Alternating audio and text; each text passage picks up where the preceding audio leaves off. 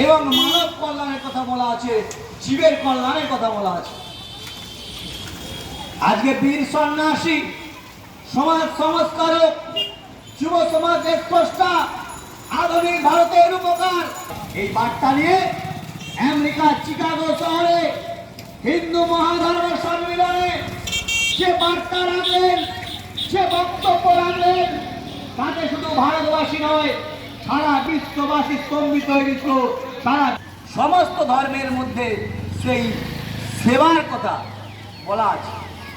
অন্যান্য ধর্মেও অনেক পবিত্র সেবার কথা বলা আছে।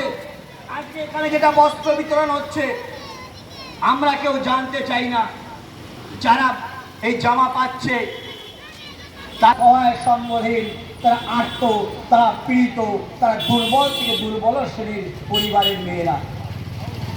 এই উদ্যোগকে স্বাগত জানাতে হবে, মহৎ উদ্যোগ। ধর্মই মানুষকে একমাত্র পাপ এবং পুণ্যের বোধে শিক্ষায় শিক্ষিত করে। আর কোনো চার দেয়ালের শিক্ষা, কোনো ইউনিভার্সিটির শিক্ষা, কোনো স্কুল কলেজের শিক্ষা সেই শিক্ষায় শিক্ষিত করতে পারবে না।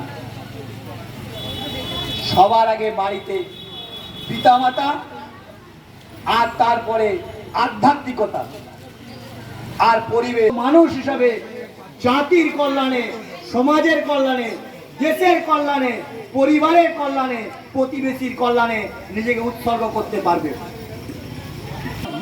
ধর্মকে লক্ষ্য করুন, ধর্মের থেকে শিক্ষা নিন, ধর্মকে অনুধাবন করুন, নিজের অনুভূতিতে ধর্ম আনুন, নিজের আবেগের মধ্যে ধর্মকে নিয়ে আসুন, নিজের হৃদয়ের মধ্যে ধর্মকে নিয়ে আসুন, নিজের আত্মার মধ্যে ধর্মকে নিয়ে আসুন, নিজের দেহের মধ্যে ধর্মকে নিয়ে আসুন।